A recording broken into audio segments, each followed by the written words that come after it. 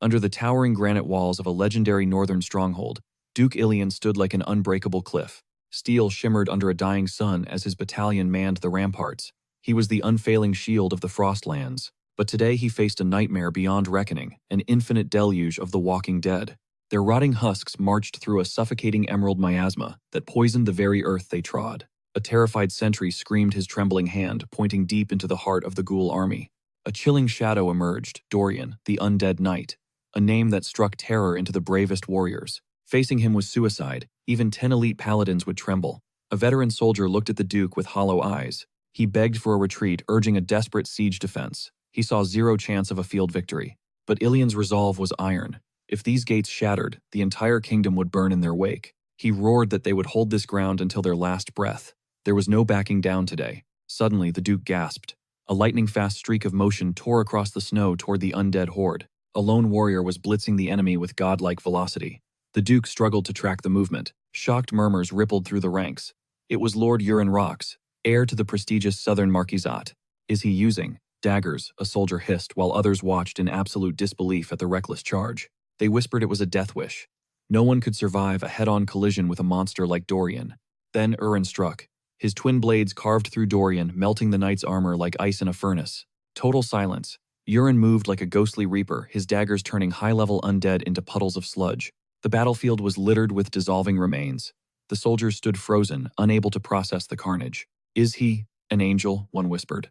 Another spat in denial, calling the idea of a saintly Urin a joke. Urin wasn't holy, he was efficient. In his vision, neon blue system windows flickered with terrifying data. Levels surged. His Firebone Mountain skill was feasting a poison that liquefied the marrow of the damned. His 10,000 poisons passive inhaled the toxic mist, fueling his evolution into the 4 heavenly poison arts. If it makes me stronger, Urin smirked internally, it belongs to me. Rewind 6 months, Urin woke up in a room dripping with opulence. The silk sheets felt completely alien. Dazed, he looked around. A stunning woman stood there, her voice as smooth and cold as polished jade. He was mesmerized by her grace, but the lethal blade strapped to her waist told a different story. She checked his pulse, then robotically announced she'd fetch a priest before he could even utter a word. She vanished instantly. Alone in the silence, Urin's mind raced to piece together this new reality. He dragged himself to a mirror. The moment he saw his reflection, a blood-curdling scream escaped his lips. Instead of his ripped masculine physique, a soft, doughy-faced boy stared back. He looked like a literal toddler. This is a nightmare, he choked out. He tried to force his eyes shut, hoping to wake up back home. The door slammed open. A man in holy robes hurried in, addressing him as the young master. Behind him walked a titan, an elder, whose sheer presence made the very air in the room feel heavy. Seeing Urin, the man's face twisted into a mask of pure rage. He grabbed Urin's wrist with a crushing grip. "You absolute disgrace," he bellowed. Urin had no clue who this man was, but he felt the lethal intent. The priest jumped in, pleading for mercy since the boy had only just clawed his way back from death. Grudgingly, the elder released him, though, his eyes still burned with a desire to strangle the boy. After a quick check, the priest noted that Urin's mind was intact, and his physical wounds were closing. The elder scoffed. He snarled that it would have been a mercy if the boy had simply stayed dead. He spat out accusations of Urin attacking his own fiancée, calling him a pathetic, bottom-feeding monster. "You're 19, he roared. "Your brother is an aura genius while you just rot in your own fat." Urin sat there dazed. What the hell is an aura? He wondered silently, completely lost in this world. The giant then barked an order the moment Urin could crawl. He was to beg his fiancée for forgiveness. "Her name is Alia," the man thundered. "If she doesn't forgive you, I'll end your miserable life myself." Trembling Urin gave a frantic nod. The elder left him with one final bone-chilling glare of pure hatred. Bringing more disgrace to the Rox lineage was strictly forbidden. Just hearing the name Urin Rox sent an icy shiver down his spine. Reality hit like a truck. He was Urin Rox. And that raging beast of a man, none other than Marquis Wellington Rox himself. The name slipped out. Wellington's temper detonated instantly. Infuriated by such disrespect, the Marquis delivered a devastating blow that sent Urin hurtling across the marble floor. He slammed into the ground, breathless. Panicked servants scrambled to hold back the Marquis while Urin drifted at the edge of consciousness. Through a haze of agony, he prayed this nightmare was just a dream. Yet reality beckoned as he stirred once more, head spinning. He blinked at the ceiling as a white-haired woman appeared. She leaned in, asking if he was finally awake. He muttered Aaron, and she nodded, watching him struggle through his despair. Desperate for answers, he asked if he had truly pursued Alia, only to be knocked out cold. Aaron, taken aback by his sudden politeness, confirmed that Lady Alia had indeed leveled him. He tried to force himself on her. Suddenly the gravity of his situation hit. He was absolutely cooked. Pure terror set in. He was trapped inside his own web novel, but there was a catch. He wasn't the hero. He was Urine Rocks, the trashy antagonist, destined to harass the protagonist, before dying like a complete loser in some gutter. Panic surged as he rejected this twisted fate. This couldn't just be some webtoon world, he screamed. Arin looked puzzled at his weird words. Tears streamed down Urine's face as he recalled every pathetic detail of his story. He'd created Urine as a lazy, talentless brat who hid behind his family's prestige. Now he was that very loser. After losing Alia to the hero, Urine's jealousy drove him to a botched assassination ending in a shameful, lonely death. Survival seemed impossible for a guy with zero skills. But then a realization struck him like a bolt of lightning. He was the author. Every hidden treasure and secret power-up in this world was etched into his brain. The hero hadn't claimed them yet. He needed to move now, but as he stood, his balance betrayed him. His massive, bloated frame felt like lead. Arin hurried to his side, worried, but he waved her away despite her pleas to rest. Suddenly, he stopped dead. Something was missing, a crucial element he had anticipated seeing in this world. As if on cue, a glowing status window flickered to life. It hovered before his eyes, displaying detailed stats about Arin. Traits: Swift Sword Level 2, Clear Mind Level 1, and Aura Adaptation Level 1. She was stacked. Beneath that, an affection meter sat at a cold 0. Arin asked what was up, but he just brushed it off. Once she departed, he pulled up the window again. That Swift Sword trait was exactly as he'd written it. Arin was a natural-born talent. His eyes drifted back to that affection bar, wondering about its mechanics. Was this like some dating sim mechanic? Well, at least it isn't negative, he muttered. That's a win. Steeling himself, he summoned his own stats. The window popped up instantly. Name: Urine Rocks. Condition: morbidly obese. Traits: Creator's Eye Level 1, and the 4 Heavenly Poison Arts currently locked. Sync rate 99.9%. His gaze fixed on those poison arts. That power belonged to a completely different story he loved. It was a skill set for an assassin totally out of place in this high fantasy world. Yet it was right there. The Tang clan of Sichuan trait caught his eye. How did a cultivation legend end up in his novel? What would happen if he unlocked it? Elsewhere, Arin was busy giving the Marquis a status report on his son. Wellington asked if the brat was awake. Arin confirmed, but added that the young master seemed different, both in mind and body. She mentioned he even struggled to stand, which caught the Marquis off guard. The priest said his injuries were minor. Wellington pressed for details, noting how weird it was that Urian hadn't thrown a fit. Usually mentioning an apology to Alia would cause a riot, but this time he was eerily calm. The Marquis scoffed, betting his son's peacefulness was just a fluke, before the scumbag returned to seeking vengeance. Arin quietly hoped for a true change of heart, but the Marquis just laughed at her naive optimism. He dismissed her faith with a cold sneer. Even as his father, he'd checked out, and lost hope years ago. With biting sarcasm, he told her she was wasting her potential, serving a lost cause like his son. She could have been a legendary knight, not a babysitter for a failure. Arin remained stoically silent. She stood there quietly, processing the weight of the Marquis's words. Yet a gut feeling told her things were changing. Something about the young master was undeniably different now. Meanwhile, back in his room, Urian dropped a bombshell he wanted to hit the training grounds. Arin froze, shocked by such an out-of-character request. She questioned his sanity, but Urian was dead serious as they trekked through the massive gardens toward the arena.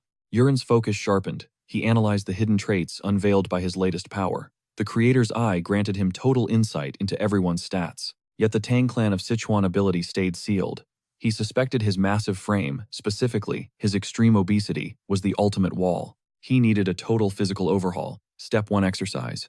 But in this body, even a simple stroll felt like a battle. The endless palace gardens stretched further than a dozen football fields, leaving him gasping for air after every step. His own weight felt like a crushing anchor. As servants hurried by their status, windows popped up like warning signs in his vision. Hostility scores blazed in violent red: disgust, hatred, loathing. Honestly, he couldn't even be mad. The old Urian was a straight-up menace. He'd been lazy, arrogant, and toxic. Recalling the former owner's past deeds made Urian's skin crawl with secondhand embarrassment. After a grueling trek, they finally reached the third training hall, a dusty, forgotten corner of the estate. Someone was already there grinding. As soon as Urian spotted him, a notification pinged. Affinity at -91. Absolute 0. Status: pure bloodlust. This was Rika Allen, a swordsman wielding the lethal red swift sword trait. Level 1, but deadly. Rika smirked, his voice dripping with venom as he asked why the lazy young master was actually trying to train. Urian froze, tension spiking through his chest. He played it cool, claiming he remembered the man, then leaned in to whisper a frantic question to Arin. What did I do to this guy? Arin blinked in shock. Had he really forgotten? She reminded him of the dark history between them. Years ago, the Marquis forced Urian to train. Enraged, the spoiled brat summoned Rika, then just a rookie trainee, to vent his frustration. Urine had slashed Rika's face open, laughing while the boy bled. After that horror show, the Marquis gave up on him entirely. Urine felt sick. This new memory was a nightmare, confirming his worst fears. The original Urine wasn't just lazy, he was a straight-up villain. Choosing to dodge the drama, he asked Aaron for a new spot. He needed somewhere secluded, far away from judgmental eyes. Aaron pointed him toward the fourth hall. It was a desolate, empty field at the edge of the estate with zero equipment. Perfect. If he was going to shed this weight and rebuild his life, he needed a fresh start. "Take me there," he commanded. Once they arrived, his mind raced back to the Tang clan, masters of the hidden blade and experts in the art of the silent kill. He was desperate to awaken that assassin legacy. He snatched a dagger and flung it with everything he had. Dead silence. The system didn't budge. Hiding his disappointment, he laughed it off, pretending he was just messing around. Clearly his stamina was the bottleneck. Aaron suggested a light jog, but Urine shook his head. He needed to do this solo. He sent her away to focus on her own drills, and started his grind. Meanwhile, high above, the Marquis watched from his window. The old man was speechless. He couldn't believe his eyes. His deadbeat son wasn't just showing up, he was actually working. He was genuinely putting in the sweat. But the Marquis wondered, how long could this sudden burst of motivation really last? 3 weeks of pure grind later, the palace was buzzing. Urine hadn't missed a single beat, pushing his limits day and night. The pounds were melting away, revealing a completely different man. When the Marquis finally saw him again, he was stunned. "That's the Rox family blood for you," he remarked, observing the transformation. Stripped of the excess weight, the change was jarring. Underneath it all, Urine was actually handsome. For the first time in years, the Marquis saw a man, not a spoiled child. Standing before his mirror, Urine inspected his new physique. The glow-up was real, and his hard work was finally paying off. But that damn Tang clan trait was still grayed out.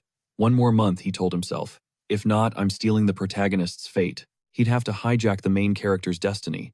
Just as he plotted, Aaron arrived with his dinner. The lid popped open and a system alert flashed: Sharon's soup. A Rox family classic, designed to torch fat and build muscle. It was the ultimate post-workout fuel. Urine made a face tired of the routine, and Aaron caught his annoyed expression immediately. He confessed that 21 days of the same broth was killing him. Aaron didn't find it funny. Her expression hardened instantly. "Do you want to be skinny, or do you want to be a knight?" she snapped. Urine's response was instant and full of fire. "I'm becoming a knight," he declared. Aaron fired back, reminding him that even the Marquis never skipped this meal after training. If the head of the house could handle it, the heir had no business whining. It was the price of greatness. Urine grumbled and dug in. Old-fashioned, he thought, but if it meant reaching his peak, he'd swallow every last drop. Halfway through the bowl, he stopped. Something was off. The flavor had a sharp metallic edge he hadn't noticed before. Suddenly, a crimson alert screamed, "Warning, poison detected." He went cold, but then a second notification blinked to life. "Condition met, Tang Clan of Sichuan unlocked." He stared, paralyzed by the screen. This was not the way he expected to win. Gaining an assassin's trait via a lethal meal. It was poetic in a dark way. He had finally claimed the legacy of the Poison Masters, a clan that turned venom into power. Somewhere deep in the mansion, the Marquis was still marveling at his son's evolution. He couldn't stop replaying the thought. Urine looked like a total snack now, but was his mind still trash? A sudden knock broke the silence. He granted entry, and in walked his second wife. Kenna glided in with a tea tray. "What's caught your eye so intensely, dear?" she asked. The Marquis claimed he was just vibing with the garden's beauty. Kenna beamed, clearly eating up the praise. She bragged about personally tending the grounds, earning a rare compliment from the Marquis himself. As they sat together, Kenna wasted zero time. She flipped the script with cold, surgical precision. "When is Colin officially getting the heir title?" she pressed, reminding him of his old promise. The announcement was due by month's end. Since the deal was done, she urged him to move faster. Her voice was sweet, but her words felt like lead. Stunned, the Marquis hesitated. He claimed things were getting complicated. Kenna's smile vanished instantly as she called out his failing commitment. She hammered home that he'd sworn an oath. Colin was supposed to be heir today.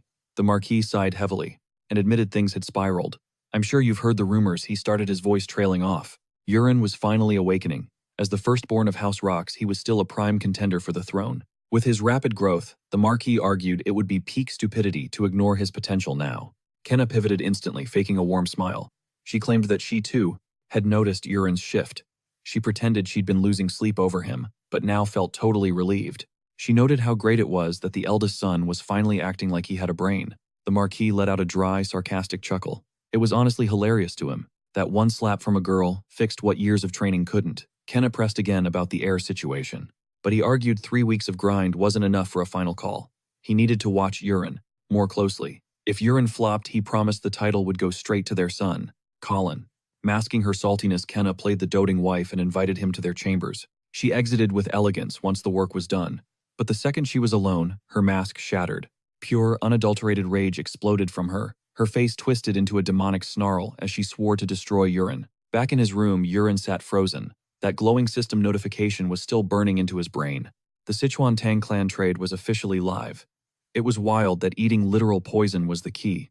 Remembering the Sharon soup details, he started scrolling deeper into the system's hidden logs. Buried in the fine print, he spotted a new entry regarding the Han Young herb. It was a medicinal plant that caused stealthy paralysis.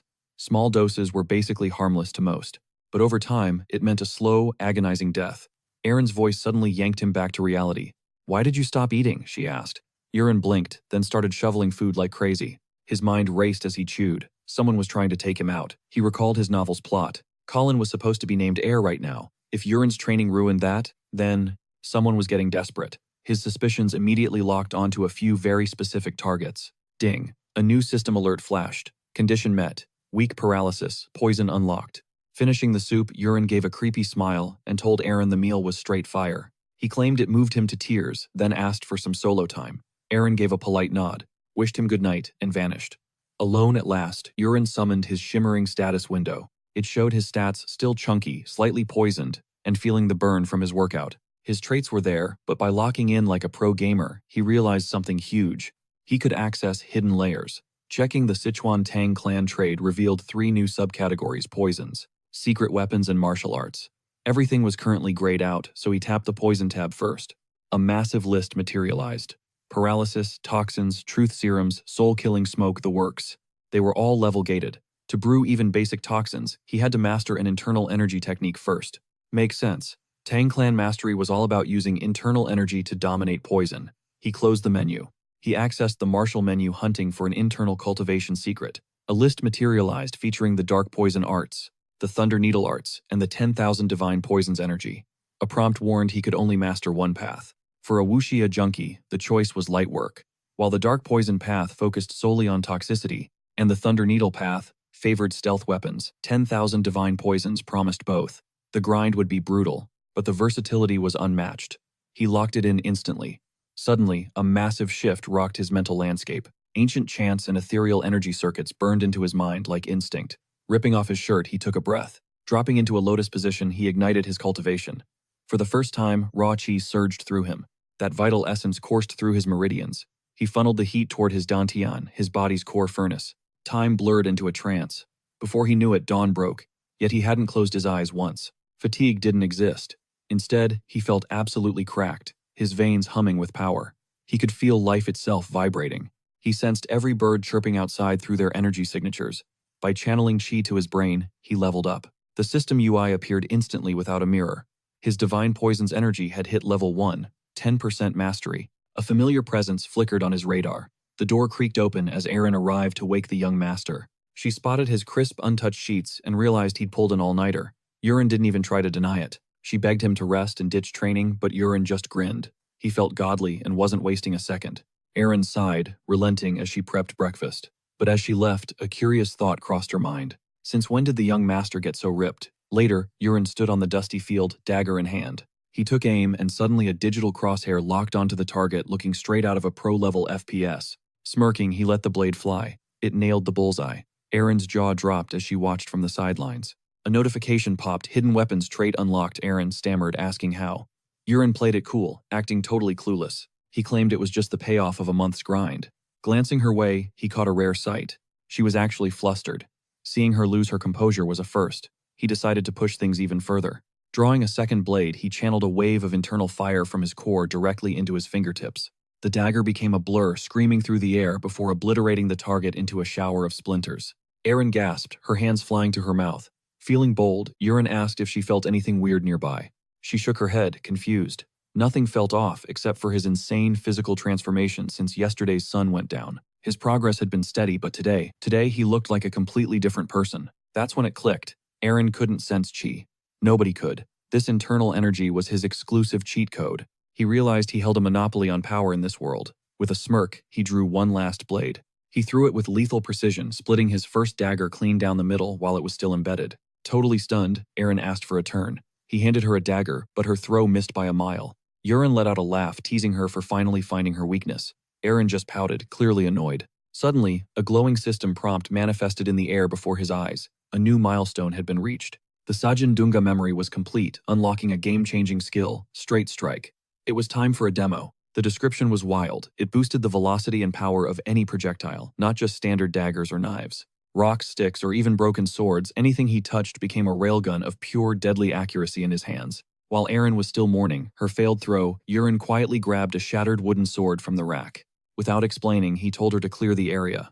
Eren watched, bewildered by the useless scrap in his hand. She stayed back, unsure of what he was planning. Yurin closed his eyes, focusing every drop of Dantian energy. The power surged through his arms, flooding the wood with raw chi. He launched the broken hilt with explosive force. It tore through the air like a missile, detonating the target on impact, and leaving only dust behind. Eren stood paralyzed, her eyes wide with total shock. She screamed, demanding to know what kind of monster he'd become. Yurin just shrugged, hiding his excitement behind a poker face. He joked that maybe he just practiced really hard. Eren wasn't buying it for a second. She knew that what she just witnessed broke every rule of logic. No amount of practice turns a piece of trash into a weapon of mass destruction. Yurin's vibe shifted instantly as he looked her dead in the eye. He knew everything. She was the Marquis's little rat. Instead of denying the betrayal, she just stared back. The honesty was chilling, but Yurin didn't flinch. No rage, no punishment, just a cold request: keep your mouth shut about what you saw here. He played it off as a classified experiment, promising the full reveal once the timing was right. He needed her patience. Eren hesitated, then gave a slow nod. Soon night fell over the palace. Uren stalked a chef named Paro, leaving the kitchen. One look with the creator's eye told him everything. The system pinged: poisonous touch, agile movement, neutral affinity. That was all the intel he needed. That poisonous touch was the smoking gun. Uren's eyes narrowed into slits of pure ice. This was the rat who tried to end him. Time to see if his new skills were legit. From the shadows he triggered weak paralysis. Boom. Paro froze mid-step like a statue. He hit the dirt hard. A glowing system clock appeared: 60 minutes of total paralysis. Cold and calculated Uren hauled the frozen chef into the darkness of a secluded alleyway. As Paro's eyes began to dart around in panic, Uren knelt over him, voice dropping to a whisper. He asked the chef if he valued his life. If he wanted to breathe, he'd better tell the truth. Since his jaw was locked, they'd play a little game. 1 blink for yes, 2 for no. Paro blinked once, terrified. Uren went straight for the throat. Did you poison my soup? 1 blink. Yes. Was it that Han Young herb again? Uren pressed. Another blink. Yes. Now, for the $1,000,000 question. Did Marchioness Kaina order the hit? 2 blinks. No. Uren's expression darkened. This wasn't the answer he expected. He leaned in, warning the chef that he could smell a lie from a mile away. He demanded the truth again. Was it really? Kinaparo froze, then blinked twice. No. Looking into those trembling eyes, Uren saw pure, raw honesty. The guy was telling the truth. If Kaina wasn't the puppet master, someone else was holding the strings from the shadows. Uren paused, then shoved a mysterious cloth-wrapped object directly into Paro's mouth. He lied through his teeth, claiming it was a rare toxin that would melt his organs from within. Only Uren held the cure. If Paro didn't become his perfect little puppet, death would be agonizing. Understand? Uren asked. Paro's eyes nearly popped out as he blinked frantically. 1 blink. Satisfied, Uren tapped his forehead, releasing the paralysis. Paro collapsed, gasping for air. Who gave the order? Uren growled. Paro choked out a name: Knight Commander Carax Levington. Carax, Kaina's older brother. A man who climbed the ranks solely through his sister's marriage. The mission was simple: kill Uren within the year, but make it look like a natural illness. Everything clicked. Kaina might not have signed the warrant, but her family's fingerprints were everywhere. Carax was just the muscle acting as his sister's proxy in this deadly game. But now wasn't the time for revenge. Uren handed him a list filled with dangerous substances. He ordered Paro to use his black market connections to source every single poison on that paper. He told him to use Carax's dirty gold to fund the entire operation. No excuses. The chef was to start immediately using whatever stash he already had hidden away. When Paro tried to ask why, Uren's icy glare silenced him instantly. He wasn't there to chat. Paro trembled and bowed. Before leaving, Uren added one final twisted requirement. From this day forward, Paro was to keep seasoning Uren's soup with that same Hanyang herb. The chef looked like he'd seen a ghost. Uren just laughed. The thrill of control was intoxicating. As the cook scrambled away, Uren smirked. That deadly poison was actually just some dried leaves. It wasn't about the toxin. It was about absolute psychological dominance. Uren gazed at the stars. He needed to master the Tang clan's forbidden arts before the clock ran out. Things were moving too fast. If the story followed his script, something monstrous was coming. Silver moonlight flooded the stone halls as Paro crept back. clutching a mysterious cloth bundle against his chest. Within lay lethal herbs, toxic ingredients he had never dared to carry so recklessly until this very moment. Urine waited in the shadows, his gaze sharp and calculating, the second the bundle was finally opened. Suddenly, a system interface flickered to life, breaking down every herb's properties with god-tier precision. He identified the toxins instantly. Stunned, Pero stammered, wondering how Urine knew such forbidden alchemical secrets. Urine did not flinch, playing it cool by claiming this high-level knowledge was basically child's play. In reality, the system carried him.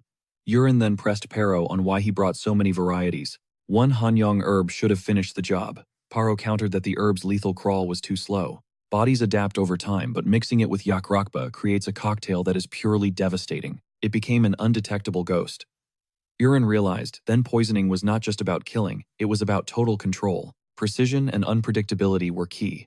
When Urine asked how a cook knew this, Paro's expression turned grim. He had been sold at age 8 to the Levingtons, forged under the brutal lash of a poison master. Out of 20 children only, he survived. Urine caught the simmering resentment buried deep within his voice. A realization struck. Paro harbored a massive grudge against the entire Levington bloodline. That made him the perfect exploitable pawn. Satisfied, Urine offered hollow praise and sent him away. Alone at last, Urine prepped for the next level. He began swallowing the raw, deadly herbs without hesitation. Right on cue, system alerts bombarded his vision, tracking the influx of multiple lethal substances. A notification flashed. The body of 10,000 divine poisons is now absorbing the toxic compounds. Warning, poison threshold breached. Immediate breathing meditation is required to survive the surge. Urine dropped instantly, diving into deep meditation. He funneled every ounce of willpower into his core. He circulated the internal energy fixated on one goal, breaking through to the second stage. His life hung in the balance. By daybreak, his frame was eerily still radiating a newfound calm. Erin entered quietly to wake him, but she froze in her tracks, eyes wide with pure shock. Before her sat a shirtless Urine, skin glistening and muscles carved with terrifying lean definition. He looked like he had trained for decades, not a single night. She stood there, completely floored. A new window appeared. Divine Poison Energy Stage 2 achieved. Legendary Martial Arts acquired. Little Dragon Step unlocked. Poison Techniques, Venom Pulse, Lingering Fog, and Bone Freezing Needle available. Baffled, Erin tried to speak, but she suddenly gagged, pinching her nose in disgust. The stench was nuclear. Urine realized this was the classic impurities expulsion trope from the novels. A massive surge of energy always forces the filth out. He looked down and physically winced. It was nastier than he had imagined. He reached for the window, but Erin screamed for him to stop. She ordered him to the bath before the fumes committed mass murder. Urine surrendered and bailed. Once the toxic grime was scrubbed away, Urine and Erin headed toward the training grounds together. Along the way, he began testing his new footwork, the fluid and elusive Little Dragon Step. It was unpredictable, built for insane evasion and sudden bursts. Every movement felt surreal and disjointed. Erin watched his awkward movements with concern, asking if he had finally lost his mind. "You look like a drunk stumbling home," she teased. Urine just laughed, waving her off. She was not buying it. "Are you sure about the first training hall? It is packed with knights today." Urine nodded. He just wanted to scout the competition and see how real knights actually fought. Heads snapped toward them the moment they entered. Whispers started instantly as they recognized the attendant. But when they saw the man beside her, pure confusion rippled through the crowd. He was taller, leaner, and strikingly refined. One knight squinted, trying to place the familiar face. He recalled the wild rumors about the young master's transformation. Another knight gasped in realization. Disbelief hit like a truck. Last month, Urine was a bloated joke. Now, he looked like a hero. They whispered about forbidden magic as Urine's enhanced senses picked up every word. Nothing escaped his ears. Smirking, he surveyed the area until his gaze locked onto a novice knight moving with lethal elegance. Those moves were unmistakable, pure, high-tier Rox family swordsmanship. Intrigued, Urine shifted his focus, pinpointing the exact basic forms drilled into every elite soldier within his clan's walls. As Erin urged him to observe, the truth hit him like a lightning bolt. This wasn't just anyone. It was Cried, a major player from his own novel. Canonically, Cried was destined to be the hero's most trusted shield. Yet Urine had never penned a single chapter about the boy's past, making this encounter a total wildcard. Still, he noted the kid's grind. Cried would definitely be a massive asset down the line. Pivoting toward the other soldiers, Urine triggered Creator's Eye. Instant HUDs materialized, flashing crimson with sheer animosity, repulsiveness, and bone-deep hatred. One even radiated pure bloodlust. Perfect, he mused. For his first experiment, he selected Lingering Poison, a cruel toxin that chokes the lungs before devouring the internal organs. Picking a random target, he unleashed the ability, threading a faint wisp of dark mana toward the unsuspecting man. Seconds later, the knight collapsed, gasping for air as he clawed at his heart. Chaos erupted, while his squad scrambled to his side. Screaming for a healer, he thrashed in a torturous limbo until without warning he rose as if nothing happened. The agony evaporated instantly. Baffled and ticked off, the group lashed out, accusing him of a cheap prank and mocking his theatrics. The victim stood speechless, unable to explain the trauma. From afar, Yurin watched, wearing a cold smirk. The venom was flawless, and better yet, completely invisible. With Phase 1 complete, Yurin opted to ramp up the stakes. He reached into his fresh stash of forbidden skills, choosing a far more unstable brew. Soul-killing smoke. This toxin triggers brutal hallucinations in its area, fracturing the mind and causing total disorientation, fueling primal terror and total mental breakdowns. As the knights continued their petty squabbling, oblivious to the impending nightmare, he pulled the trigger. Instantly, one soldier recoiled as if struck by lightning. His pupils dilated with horror. He shrieked about a demon clawing at his throat, leaving his peers stunned. Before the nightmare infected them all, they began howling, scrambling away from invisible shadows. Watching from the sidelines, Aaron froze, utterly baffled. The source of this madness was invisible to her. Warriors tripped and crashed into the dirt, thrashing wildly. Some swung blades at empty air, while others cowered against the stone or curled into pathetic balls of fear. They were haunted by unique horrors, vicious monsters, or ghouls, their souls swallowed by pure, unadulterated dread. For a few brutal minutes, the field was a theater of insanity. Then slowly, the toxin's grip began to loosen. The knights blinked, scanning the empty grounds in disbelief, as a thick cloud of confusion smothered the group. Panting heavily, they exchanged trembling looks, desperately trying to rationalize the collective hallucination. Observing from afar, Yurin decided to call it. Any more testing would likely result in permanent casualties, which wasn't the goal yet. Satisfied with his lethal success, he turned to a stunned Aaron and spoke, claiming the current atmosphere was far too messy for practice. He proposed moving their session to the 4th hall. She nodded mechanically, her mind still reeling from the freak show she had just witnessed. Crossing the royal gardens, a servant intercepted them with news. A guest was waiting for Yurin's arrival. Lady Ilya Marcus had arrived. Within the drawing room, Ilya sat with a cold, unwavering determination. Today she was severing their ties forever. She'd reached her limit, especially after that violent altercation weeks ago, which had been the breaking point. Sensing her presence, Yurin mentally prepared, remembering the original plot's trajectory. This was the moment Ilya would demand her freedom. In the past, the real Yurin had stubbornly denied her, prolonging the misery. Yurin exhaled softly. He wasn't about to play that toxic game. As he stepped inside, Ilya's breath hitched. This wasn't the repulsive, lazy noble she remembered. Before her stood a sharp, tranquil man with an aura of quiet power. She blinked genuinely, asking who he was. "It's me, Yurin Rox," he replied flatly. Her jaw dropped. She'd heard whispers of his transformation, about intense training and weight loss, but she'd laughed it off as a joke. Now, the impossible was staring her down. How could anyone evolve this much overnight? Yurin kept it simple, stating he had pushed himself to the brink, and that her previous blow had served as a wake-up call to reinvent his pathetic existence. Ilya watched him suspiciously, questioning his motives. Was this newfound humility just a trap for revenge? Yurin denied the claim instantly before doing something completely unexpected. Dropping to one knee, he offered his gratitude. Her presence was the wake-up call he desperately needed. He offered a profound apology for his trashy past, giving her full permission to kill the engagement. Her choice was his command. Dumbfounded, Ilya questioned the true identity of the man before her. Unfazed, he identified as Yurin Rox, the reformed scumbag. His sincerity hit her like a physical weight. She froze speechless. Internally, Yurin knew the old scoundrel's sins weren't technically his to bear yet. Reconciliation was a strategic necessity. Guilt wasn't the only thing driving this calculated play for redemption. Creator's eye flared, revealing her stats. Traits: kingdom-toppling beauty, and a title that commanded respect. Sword Queen. Affection, -16. Pure hatred. The system confirmed it. Ilya was no ordinary noblewoman. The Sword Queen trait was legendary, promising explosive growth that would soon eclipse every peer in existence. Canonically, she was the protagonist's savior during his rock-bottom moment, and a nightmare for the villains. Crushing high-tier enemies was her destiny. Securing her favor was mandatory even if their marriage contract crumbled. She was the ultimate wildcard. Ilya commanded him to rise, her eyes searching for any sign of deception. Yurin stood firm, radiating absolute certainty. Coldly, she demanded an oath, one sealed with actual consequences. Her aura erupted, crushing the air. Yurin realized this was the iconic scene meant for the original hero. Smirking internally, he countered her pressure by igniting the 10,000 divine poison's energy within his core. Her overwhelming pressure shattered against him.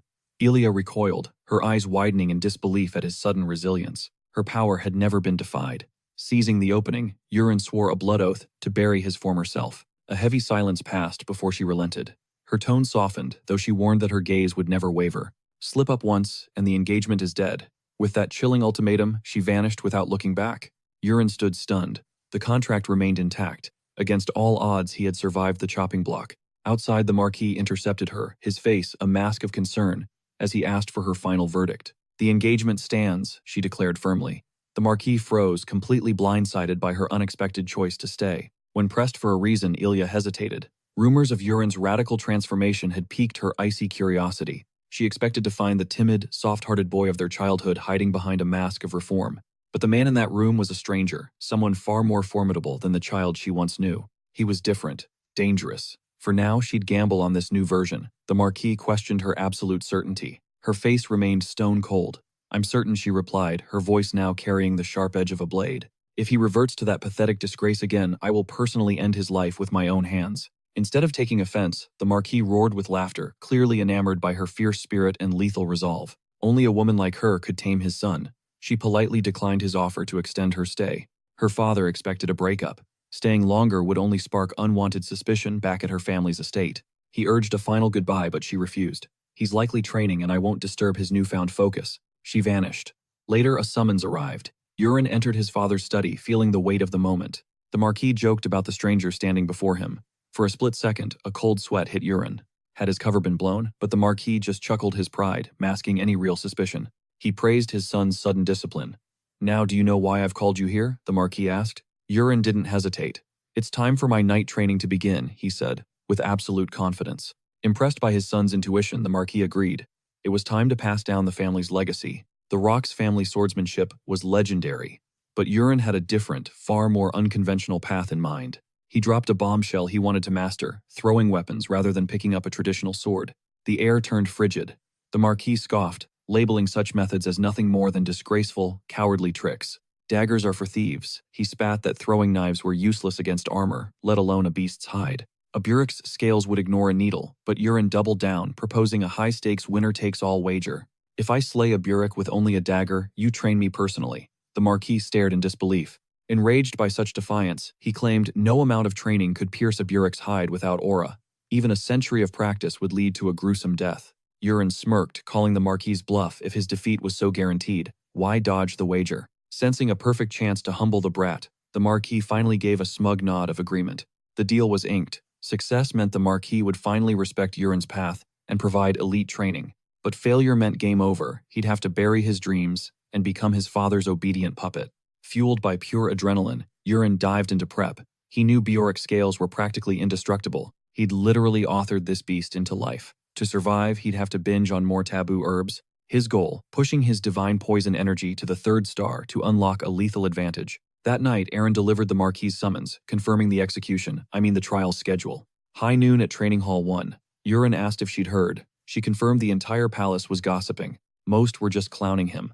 The prevailing rumors suggested Urine would simply pass out from fear, or just run for his life. To them, he was still nothing but the estate's biggest joke. Urine asked about the crowd.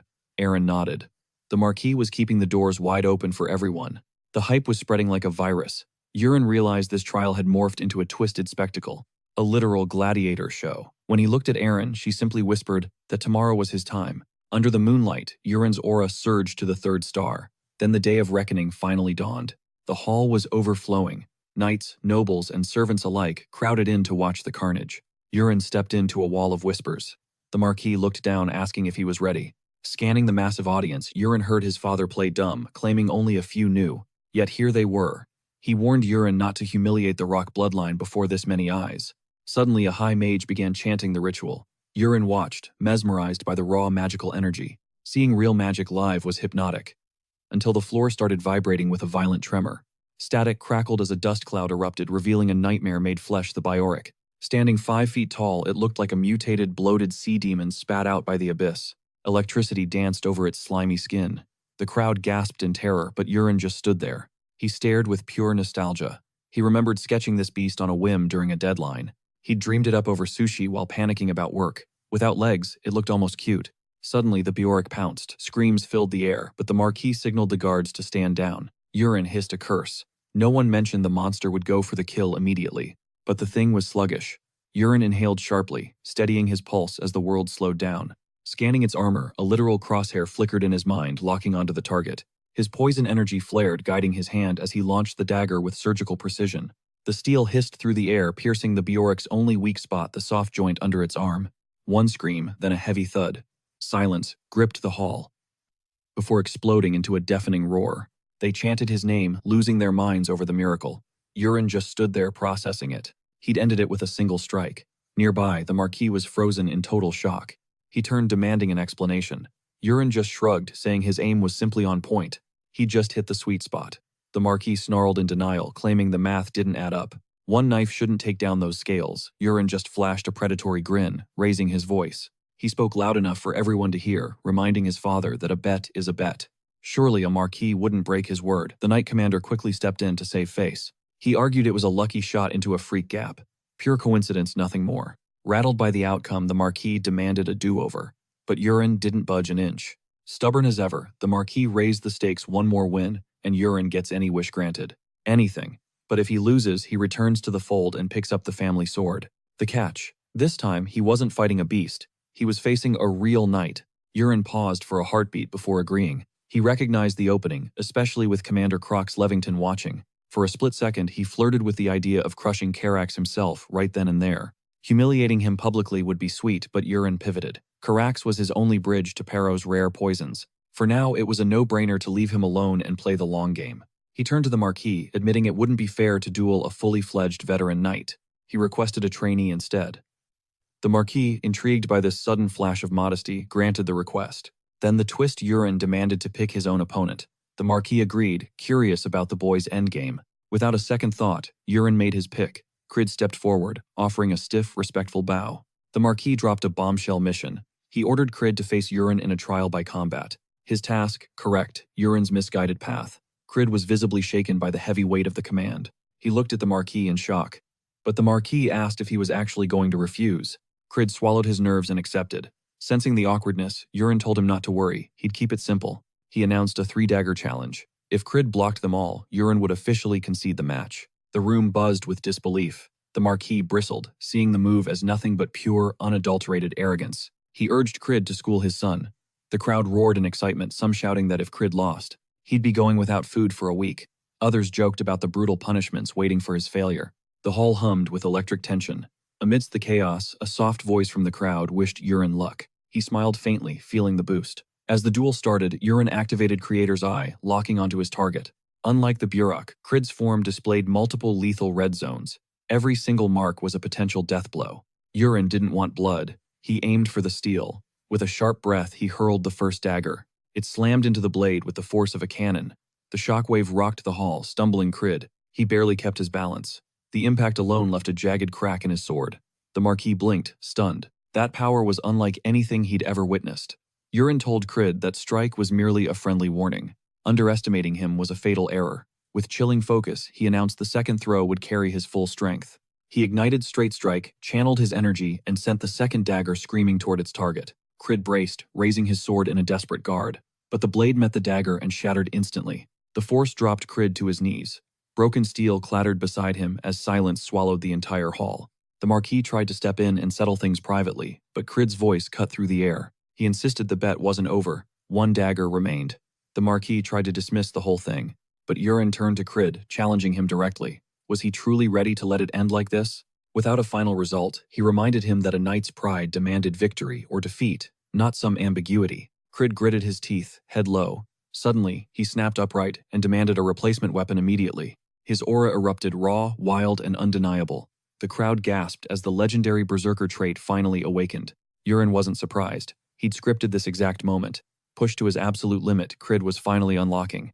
This was his true potential. For Urine, it was the perfect chance to test his most advanced techniques. Crid stood tall, sword glowing with a blazing aura that rivaled veteran masters. The atmosphere turned suffocating. The Marquis felt a surge of concern. Yet Urine showed no fear, only a quiet, terrifying confidence. The final act began. Urine channeled his energy and unleashed the spiraling curved mountain technique. The dagger followed an unpredictable trajectory. Crid narrowed his eyes, completely lost by the strange curving movement. Thinking it was a taunt, his frustration spiked. He slashed at the weapon with every ounce of strength. but the dagger veered mid-air, dancing past his guard and striking him cleanly in the shoulder. Crid roared in agony. The crowd, unable to fathom what happened, watched the scene in stunned silence. Some whispered that the throw looked slow. They didn't understand why Crid reacted so strongly to it. Urien knew the truth. He'd loaded that throw with soul-crushing internal energy. The pain was real and deep. Before the situation could spiral, the Marquis stepped out. Raising his hand, he declared the match over. The crowd fell silent as Urien's victory was cemented. A private meeting was promised for later, and as the chaos subsided, Urien stepped toward Croyd, who remained slumped on the ground, clutching his mangled shoulder in agony.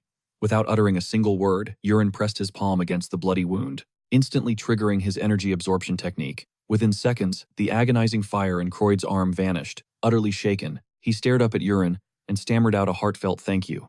He offered a sincere apology for his past arrogance, admitting that when he saw that final slow-moving dagger, he actually thought Urien was just mocking his weakness. But now, he realized it was actually a god-tier display of absolute control. Croyd's mind continued to race, concluding that such a refined, high-level skill couldn't possibly be mastered in a mere 30 days. This meant Urien had been playing the long game, masking his true potential all along. His imagination spiraled into overdrive. He speculated that Urien was likely a shadow operative for the Rox family, someone who endured years of public humiliation and total silence, just to serve as an invincible shield against hidden threats.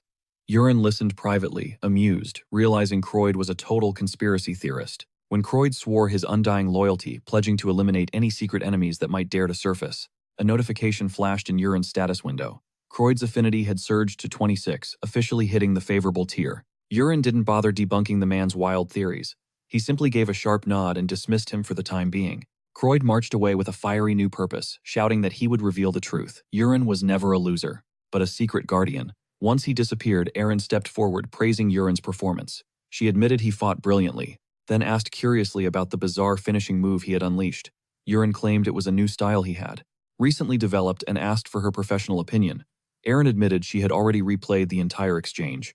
Inside her head, if she had been blindsided by that technique, she would have lost instantly. But now that she had witnessed it once, she believed she could counter it. Urien smirked, knowing this was the power of her clear mind trait, a legendary and rare ability. He reminded her that, with her natural genius and elite training, she'd be a top-tier knight if she wasn't currently his personal maid. He looked her in the eyes and asked if Erin felt restless in her current role. That sudden question rattled her. Soon the Marquis called Urien to his private chambers. As Urien bowed and addressed him formally, the Marquis snapped.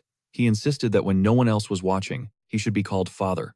Startled by this sudden warmth, Urien shifted gears and began speaking more casually. The mood grew heavy. The Marquis demanded to know the secret behind Urien's lethal dueling style. He'd scoured the family archives yet found zero traces of such a unique, devastating technique. No genius could master that in a mere month. It was physically impossible. Under pressure, Urien withheld the full truth, opting for the deceptive cover story he'd already crafted. Expecting this interrogation, he claimed he'd visited the forbidden upper library during a late-night training session. While hunting for guidance, an ancient dusty tome suddenly tumbled from the highest shelf. Upon opening it, glowing runes pulsed on the parchment, and a flash of light blinded him instantly. The text burned into his brain before the book evaporated. The Marquis looked absolutely floored. He whispered, "It must be a grimoire, a mythic artifact containing the soul of a grandmaster's legacy. A gift for the chosen few." Urien smirked internally, realizing his plan was working. He knew all about grimoires. After all, he'd literally written them into this world's lore himself. Swallowing the lie, the Marquis noted the attic was packed with forgotten ancestral secrets. Even he hadn't seen it all. Finding such power was a stroke of divine luck. Urien agreed, calling it a literal jackpot. Keeping his word, the Marquis prepared to honor their bet. No more forced training. Per their agreement's extra clause, he told Urien to name his price. Without blinking, Urien demanded the title of heir. A suffocating silence swallowed the room. The Marquis froze. Stunned, he faltered. Urien mocked him, asking if a great lord intended to break a sacred vow. Trapped by his own honor, the Marquis conceded. It was his power alone to grant. He would fill the wish. But Urien's vibe shifted. He knew being heir would cause a total riot. Enemies would rise and Lady Kenna would start a war. Thus he had a backup. He decided to pass on the title for now. Relief flooded the Marquis, who thanked him sincerely. Internally, Urien laughed. He didn't care about that stuffy throne in the first place. Being heir was a golden cage of politics. He'd rather master the legendary Tang clan arts. He craved the freedom of a wanderer. Impressed, the Marquis urged him to ask for something else. Urien requested his own private knight order, with Erin and Clyde as his founding pillars. They would be the core. Relieved, the Marquis found this request incredibly easy to grant. Aaron was too lethal to be just a maid. Aaron bowed, then dropped one final bombshell request. With Aaron promoted, he needed a new servant. He suggested Paro, the lowly kitchen hand. He wanted the Marquis to make the official call. The older man watched him suspiciously. Was something up? Aaron promised to reveal all later. Trusting him, the Marquis nodded. No more questions. A status window pinged. The Marquis's affinity had surged to 74. Pure trust. That evening, Aaron summoned his two allies for a major announcement. He officially founded his order, knighted them both, and demanded absolute peak performance and training. No slackers allowed. Then, he introduced Pero, his clumsy new personal attendant. Aaron sensed something off. She cornered Aaron, demanding why a random cook was joining their circle. Aaron didn't sugarcoat it. Pero was a rat. Aaron's jaw dropped as he laid it out. Carax and Lady Kenna sent him to poison the food. Aaron was baffled by the risk. Why keep an assassin close? Aaron smirked, noting that Paro was now his loyal puppet. Clyde spoke up next with a burning question. Aaron gave him the floor. Small or not, every order needs a vice captain. Tradition says the strongest takes the crown. Clyde doubted Aaron, claiming she looked way too small and fragile for the heavy lifting. Challenge accepted. Aaron remained icy cool as she prepared to humble him in a duel. Clyde fell instantly. Aaron shredded his predictable amateur technique with ease. Clyde bowed in defeat. Aaron promoted Aaron to vice captain while Paro prepped dinner. Aaron locked onto Pero, curious to test his new energy sensing skill. Igniting his chi, he unleashed a secret art from the Tang clan. Secret sound transmission. He beamed his essence directly into Pero's mind. Pero's eyes nearly popped. Aaron's telepathic voice echoed inside his skull. Terrified, Paro sensed dark sorcery. Aaron just smirked at his fear. A wicked poison warlock, Aaron let the dark rumors fuel his control. Fear is total control. Aaron demanded to see the poison he'd requested. The snake's mandible, concentrated venom from 100 deadly vipers. Lace the soup and chair. Paro scrambled to obey, trembling with fear. Meditation hit a wall. His growth flatlined at the 3rd star level. A storm is coming. He needed power, and that meant leaving the nest. He told Dad he was traveling. The Marquis assumed it was local. 1 week of freedom. The Marquis saw only a son's tireless dedication. Permission granted. Guards, no thanks. Aaron rejected the escort immediately. The heir traveling solo. Aaron pivoted, claiming it was just a local trip. Dad warned of poisoners, while Aaron internally laughed at the irony. Fine, 1 guard. 2 days until he makes his grand exit. The escort was arranged. That night, Aaron summoned a hesitant Paro. Give me the gold. He reclaimed the funds Karok spent on snakes. Paro handed over the loot and his magical spatial bag. He'd spotted the storage sack earlier. Paro surrendered it, totally baffled. Here, fake antidote leaves. Aaron kept his pawn loyal with false hope. Be my right hand. At dawn, Aaron vanished from the palace grounds. He left a farewell letter, then crossed paths with a mysterious gardener. That old man's aura is insane. But for now, Aaron kept walking. First stop, the Magic Tower. Destination, Oz Castle. Goal teleportation. First timer, you bet. Destination, Oz Castle. 50 gold pieces, a steep price, but Aaron paid without blinking. Alias Polion. A legendary gaming handle for a legendary journey. Teleportation complete. Welcome to the Grand Magic Tower of Oz Castle. Zero nausea. Just a slight cosmic twist as he stepped out. First-class travel is our specialty. The attendant flexed the tower's quality. Western architecture and massive crowds. Oz Castle was buzzing. The Unicorn Workshop. He hunted until dusk, finding one final smithy. No shop by that name yet. The smith planned to name it soon. Bullseye. Creator's Eye revealed the name Gurnox. Fire Affinity. Master Craftsman. Aaron demanded to see the goods. Come in. But business is dead, the smith sighed. Bad vibes and 0 customers. Aaron scanned the dusty blades. 3 wind spirit swords. Sylph's Blessing granted unreal speed buffs.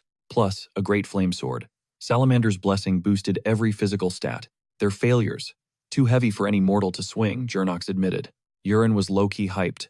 To him, these blades aren't trash, they're just waiting for a master with the guts to unlock their sleeping power. He grabs them instantly, thinking they'd be a sick upgrade for Aaron or Aaron. Still, these aren't the main prize. He turns to Gurnox with a question. He asks for the most rusted junk available, hunting for that one specific piece for his journey. Fate was actually on his side. Hidden among the scraps sat the exact weapon Aaron truly craved.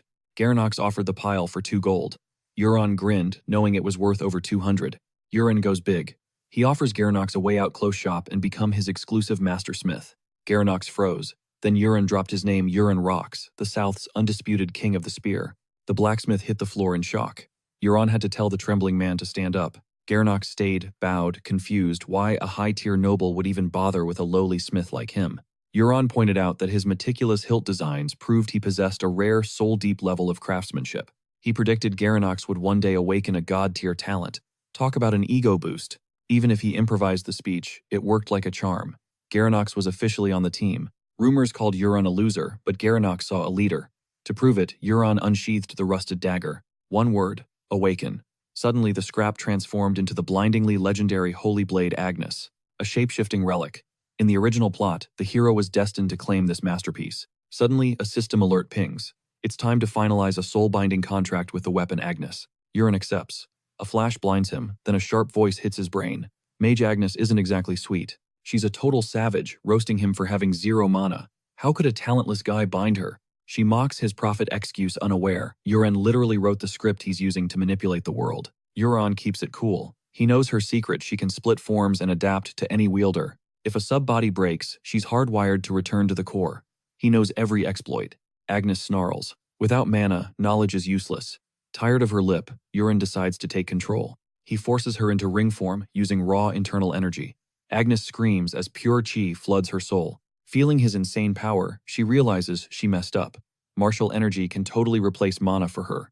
This breakthrough changes the entire meta. With Agnes secured, he turns back to Garanox. He tells the smith he needs 48 hours to handle some private business before they officially start. They plan a meetup at Ozcastle Central Park noon in exactly 2 days. While strolling through the park later, he spots Ilya. Seeing her there sends a jolt through him. Total déjà vu. He realizes this is the specific spot where the original protagonist first meets her. The plot has totally drifted.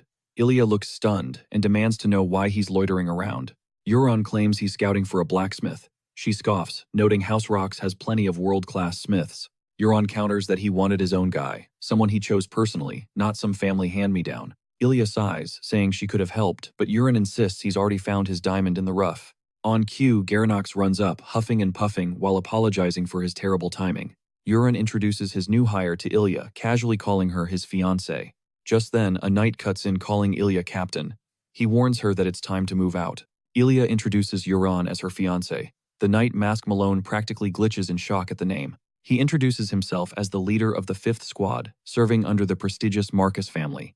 Euron knows this guy. Mask is a stubborn, prideful minor character who loves being a hater. In the original script, this scene was a war zone. A masked assassin was supposed to jump them. The hero would intervene, clashing with Mask before Ilya stepped in to break it up. That fight was supposed to be the spark for their romance. But Euron is the one standing here now. Since he replaced the protagonist, the timeline is broken.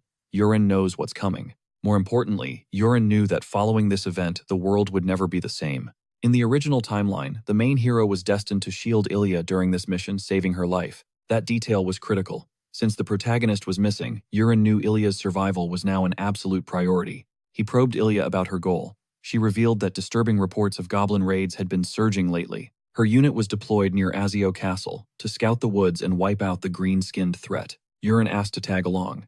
Ilya looked completely shook, wondering why he'd suddenly volunteer for such a suicide mission. Euron played it cool, claiming he needed live combat experience to polish his skills while watching a pro work. Even after she warned him of the lethality, he joked that his real talent was running away from danger. Reluctantly, Ilya gave the green light, ordering Mask to prep steeds for both Euron and Garanox. Mask immediately caught an attitude, arguing that these monolith weaklings would be totally useless in a real fight. He claimed they'd just be dead weight, but Ilya instantly shut him down with a cold, sharp command. She added that if he had a problem with her orders, he should have competed for the leadership himself. Before they moved out, Ilya pulled Euron aside, insisting he stay glued to her side for his own safety. Euron gave a firm nod and told Garanox to hang on for dear life as they galloped into the unknown. Arriving at the dense woods of Azio Castle, Ilya began barking strategic orders to her elite squad. She split them into 5-man teams to hunt for camps, strictly forbidding them from engaging in solo combat. Any sighting required a signal flare immediately. With that, the knights vanished into the shadows of the wilderness. Darkness swallowed the forest, killing their visibility. Sensing the futility, Ilya finally decided to call for a retreat. Suddenly, a brilliant flare pierced the night sky. Then another followed by a third and a terrifying fourth. Chaos erupted as the knights argued over the count. Euron, chillingly calm, confirmed 4 flares had been launched. Despite a knight insisting there were 5, Ilya chose to rush toward the signal furthest to the west. Euron's heart hammered against his ribs as they reached the site of the first signal flare. They found only corpses, their steel armor warped into horrific melted husks, a sight far more gruesome than any nightmare. Terror rippled through the ranks. Ilya acted fast, commanding the unit to ride south toward the next signal point. The same slaughter awaited them at the second site. Desperate, one knight urged the captain to keep pushing forward. Time was running out. Urin couldn't bite his tongue anymore and lunged forward, his voice cutting through the panic. He explained the goblins were picking them off in small groups. If they kept moving like this, they were done. No one would make it out alive. He demanded they abort and fire a flare to consolidate their remaining strength. A knight exploded in rage, screaming at Urin for having the audacity to question their official military orders. As the man blamed him for the mess, Urin paralyzed him with a crushing wave of invisible internal energy. The knight collapsed right off his horse. Ilya watched in total shock as the man hit the dirt. Without even touching him, Urin commanded the knight to learn his place.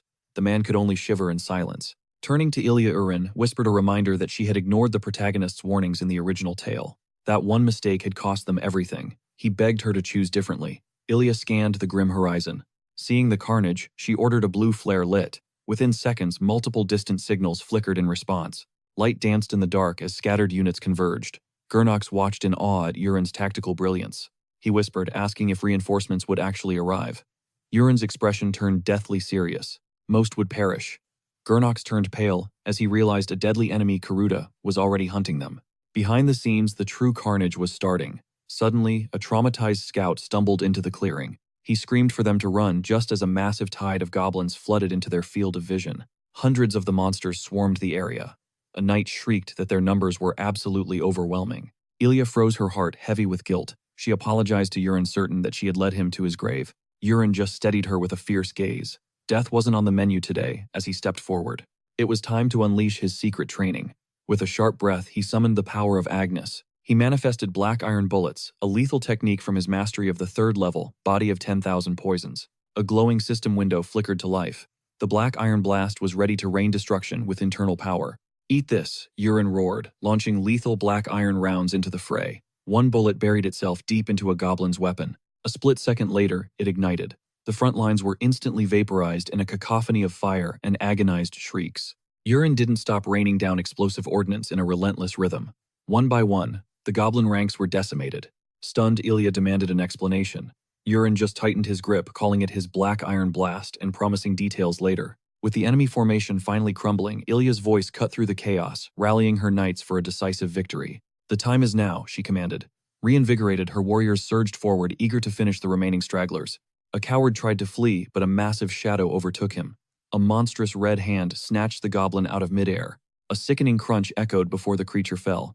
Ilya froze as a towering red-skinned behemoth stepped out of the carnage. The titan loomed, clutching a fresh corpse. Urin's heart sank. The mythic goblin lord Karuta had finally joined the chat. This was it. Urin knew if they didn't slay this beast today, not a single soul would leave this forest alive. The atmosphere turned heavy. Karuta let out a primal roar, his crimson aura whipping the wind into a violent frenzy. The monster locked eyes with Ilya and lunged. Realizing she couldn't parry that raw power, she braced herself to evade. Suddenly, Urin tackled her away, scolding her for freezing up. They narrowly cleared the impact zone of Karuta's devastating swing. As the earth splintered, Urin hauled Ilya onto his back. "Get it together," he barked. "You were a second away from death." But Ilya was paralyzed. Looking around, the battlefield had gone eerily quiet. Her entire squad was gone, completely wiped out. Karuta wasn't done. Sensing the opening, Urin whipped another black iron charge directly at the giant's head. It detonated right against Karuta's ear. But as the smoke dissipated, the monster emerged from the fire completely unharmed. Unscathed. Not a single mark on his hide. Karuta growled in a guttural tongue, and Urin realized his attacks had failed. He'd heard legends of orcs with skin like enchanted steel, but facing that nightmare in person was pure terror. Grief turned into white-hot rage for Ilya. She cursed the beast, drawing her blade and flooding it with shimmering aura. She blurred forward, unleashing a whirlwind of steel, but Karuta batted her strikes away with terrifying ease. It was a desperate dance, constant aggression met by effortless defense. Urin watched, mesmerized by her sheer willpower. She truly was the future Sword Empress. Even now, her technique was enough to actually challenge a legend like Karuta. Yet the orc's armor remained unbroken. He stood like an immovable mountain, muttering more of his strange, ancient language. Then the air pressure changed. Karuta released a massive burst of aura, leaving Ilya breathless. Orcs weren't supposed to have this. The tide turned instantly. Karuta's counteroffensive was overwhelming, forcing Ilya back just as the original tale foretold. She finally hit the dirt exhausted. As Karuta advanced, her remaining knights threw themselves into the meat grinder to save her. They helped her up, but a defeated Ilya finally signaled the retreat. But Karuta was already closing the distance. Urin stepped into the gap. Ignoring the orc's taunts, he drew a jagged dagger, his eyes cold and calculated. He hurled the blade with everything he had. Karuta instinctively swatted it aside, shattering the steel like glass. For a second, Urin looked stunned until a faint glow appeared on Karuta's shoulder. Then a massive explosion ripped through him. The blast shredded the giant's arm. Urin smirked, revealing that the first blade was nothing more than a flashy decoy. The real lethality came from behind.